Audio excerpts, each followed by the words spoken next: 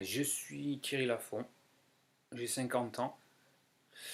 Je suis gérant majoritaire d'une SARL depuis 20 ans, presque 20 ans. Alors, ça veut dire que je cotise aux caisses des travailleurs non salariés. Étant donné que j'ai pas de salaire, j'ai que des prélèvements que je m'octroie en fonction des résultats de mon entreprise.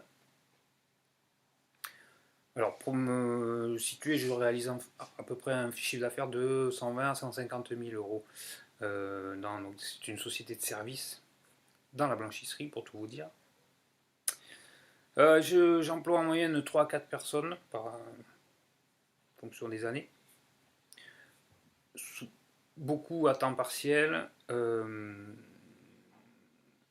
suis une TPE, comme il y en a à peu près 1 million sur tout le territoire national.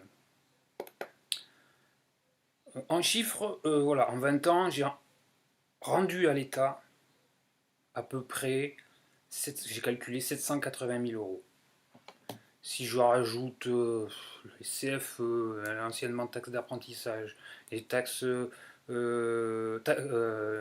anciennement taxes professionnelles, si je rajoute la taxe d'apprentissage, la taxe sur les CDD, les taxes, la médecine du travail, etc., je pense que je suis au million d'euros pour faire un compte euro. D'accord. Donc sur 20 ans, j'aurais rendu 1 million d'euros cash à l'État, sans compter la TVA, bien sûr.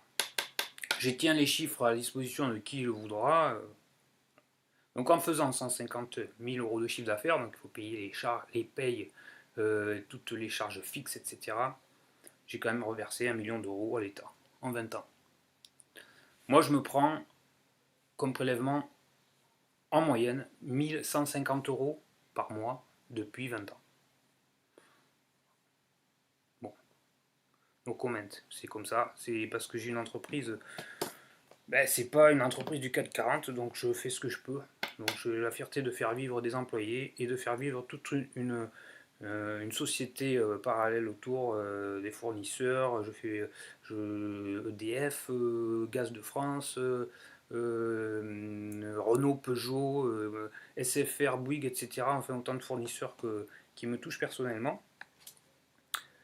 Donc voilà, donc 1 million d'euros quand même, hein, que j'ai reversé. Bon, je ne vais pas vous dire tout ce que les indépendants ont en retour.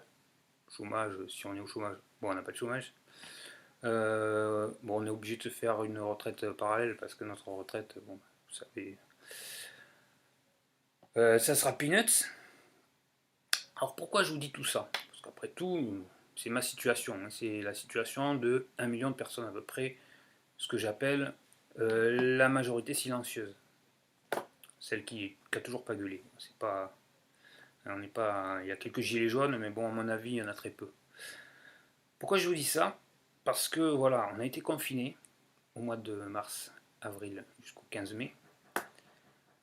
Et comme vous le savez, ceux qui ont droit ont pu avoir un report de charge salariale sur les employés. Donc on nous a mis en place comment ça s'appelle le chômage partiel. Donc l'État a remboursé les payes.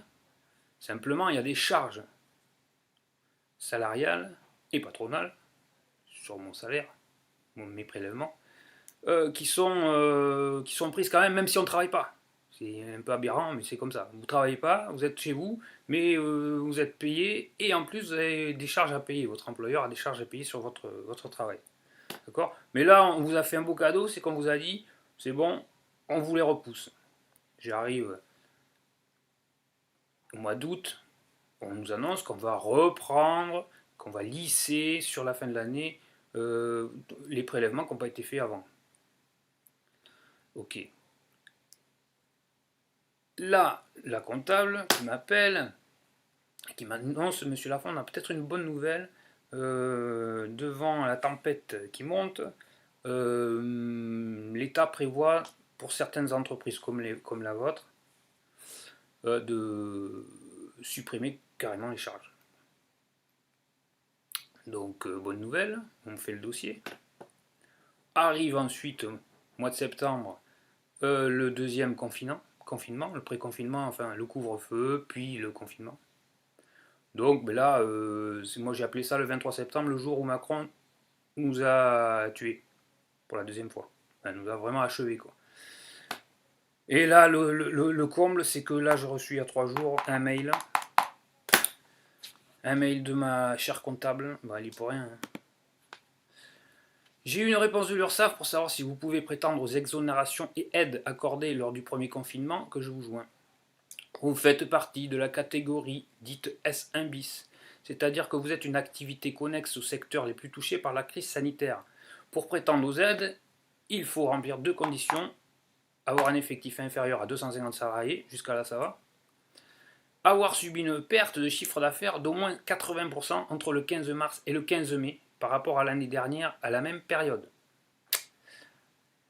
Au vu des chiffres d'affaires que vous m'avez communiqués, que j'avais communiqué avant de savoir que c'était 80%, sinon j'aurais triché, je vous le dis honnêtement. Au vu des chiffres d'affaires que vous m'avez communiqués, votre perte est de 71%. Donc vous ne pouvez pas bénéficier de ces exonérations de charges. Donc voilà, mes charges vont reprendre. Et comme là, ben, on ne travaille plus, et que de toute façon, j'ai pas du tout d'aide en cette période, mais c'est que pour les restaurateurs, et heureusement pour eux, j'ai envie de dire. Enfin, moi, c'est Walou. Donc, donc on va reprendre mes charges qu'on va lisser avec les charges que j'ai déjà en cours. Là. Hein. Seconde couche, au mois d'avril, on va attaquer le remboursement des prêts garantis par l'État, qui nous ont été généreusement accordés. En fait, on nous a juste accordé un prêt de trésorerie, enfin d'aide pour payer les charges fixes, mais il faut le rembourser. Donc au mois d'avril, je pense que je serai mort. Et je ne serai pas le seul, hélas. Merci de m'avoir écouté, c'était Thierry Lafont. Accessoirement référent EJL en Gironde, merci.